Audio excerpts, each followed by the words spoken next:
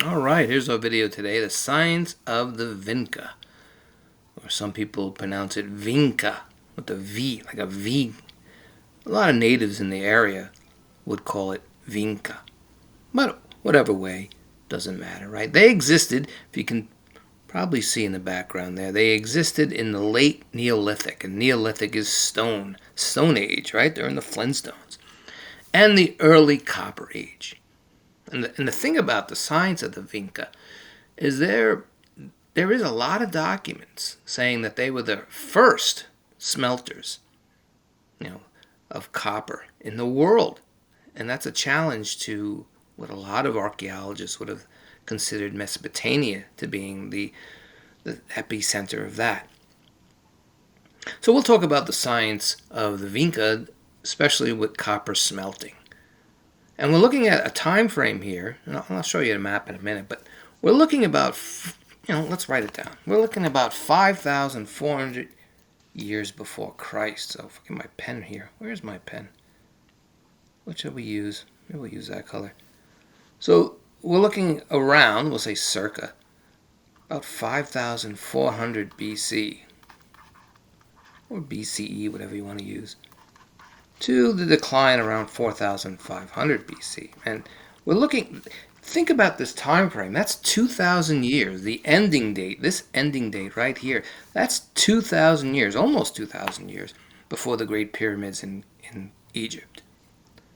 So at the end of the Vinca, or the Vinca, however you want to pronounce it, at the end of that empire, go 2,000 years more, and there's the pyramids of Giza, and the Giza Plateau. Now, I said empire, I shouldn't say empire. The Vinca, they're not considered a civilization like we would consider the Mesopotamians, like the Sumerians and the Akkadians and the Egyptians.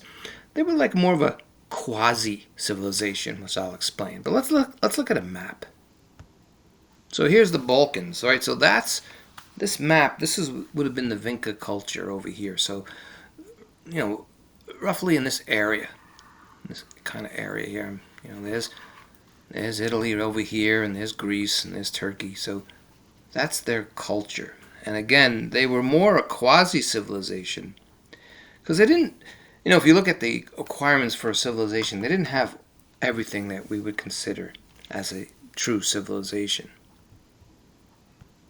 For one, they didn't really have a centralized government. They didn't have a ruler like a king or a queen.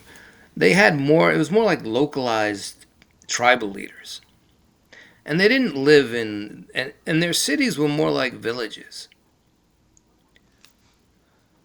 But nevertheless, this is not really a debate on whether they can be considered a civilization. This is a science video, in a sense, a science history video, and we're going to talk about how they smelt copper.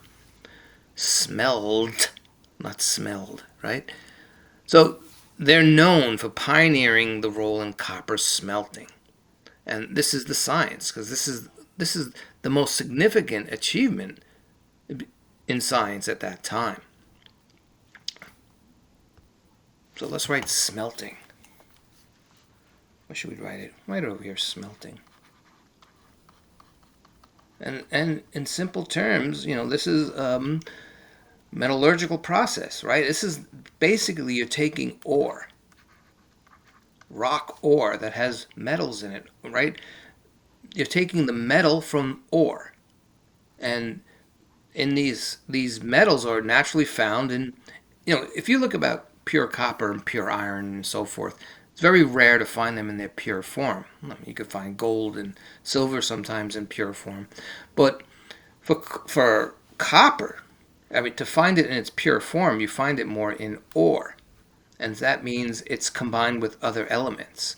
So it's like, we'll simplify it. We'll say a rock combined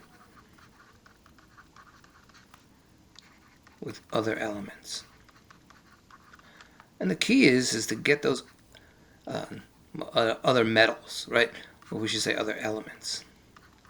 And the key is to smelt them. In other words, bring up the heat to very high temperatures so you can get rid of the oxygen, the sulfur, the carbon, and so forth within the rock so you can just have pure copper.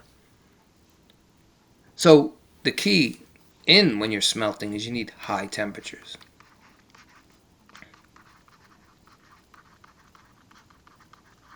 And the Vinca were able to achieve temperatures of 800 to 1,000 degrees, which is significant. Now, to smelt iron, you need higher temperatures, which they didn't have the technology at the time to do. So in iron, to smelt iron, you would probably need 1,200 degrees. So what did they have to do? Well, first they had to make a furnace. They needed a clay furnace, so they made these clay furnaces to get these high temperatures. And then they would use charcoal, because what the charcoal would do is it's going to bond with the oxygen. So it's kind of like a reducing agent. So this charcoal, if it's added to the furnace, when heated, the carbon reacts with the oxygen and other nonmetals in the metal ore. And this chemical reaction it's going to cause the oxygen to strip away from the metal and combine with the carbon, forming gases like carbon monoxide and so forth. So then you're going to get the pure copper metal. And if you want to know more about this, there's also, when you're doing this, you're going to get a pure copper metal, and you're going to get slag. Slag is just basically the waste, the molten waste that comes in with this. Now, how this happened, there's a lot of theories on how it happened. It could have happened purely by accident, because they knew about fire and they made furnaces. And interesting to know is a lot of archaeologists think of it as pure accident. And that's how most things happen in life. Sometimes it's just accidentals, a little serendipity here and there.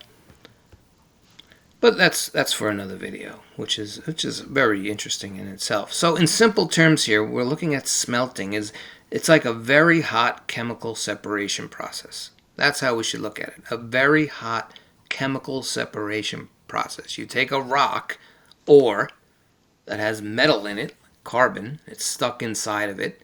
You have to heat it up, and there's the temperatures, right? 800 to 1,000 degrees. For copper, that is. That's why the Copper Age began first, not the Iron Age, which come later. And when you heat it up, of course, with charcoal, like I said, you're using that chemical agent charcoal. The charcoal will combine with oxygen and separate it, leaving pure copper. And the leap from, remember that these early civilizations, or these early villages, or quasi-civilizations, they were probably heating up pottery. They were pottery. From the step up from pottery to copper was probably not a big leap. So there's certain copper, like we'll write down two of them, malachite, for example. And relatively, they're very easy to smelt compared to iron. And then there's azurite also. That U there. Fix that U. Malachite and azurite. Sounds like some mythological creatures. So, again, just to know that the Vinca were already using high temperatures around 800 to 1,000 degrees, or even lower, when they were using making pottery kilns. And so it wouldn't take that much of a leap to, maybe by pure accident there was some ore. There was a copper ore in the kiln. Who knows? And someone discovered copper and they put one and one together. So again, with smelting, that's the science of the Vinca. It's taking ore, and ore is any rock combined with other elements. There's copper ore, iron ore, and so forth. They didn't have the temperatures to get to the iron ore. That would happen later in the Iron Age, but they were able to smelt copper. And perhaps one of the earliest quasi-civilizations / civilizations to do so in the Balkans many, many years ago. Over 2,000 years before the Egyptians were building their pyramids. Okay, that's our video today.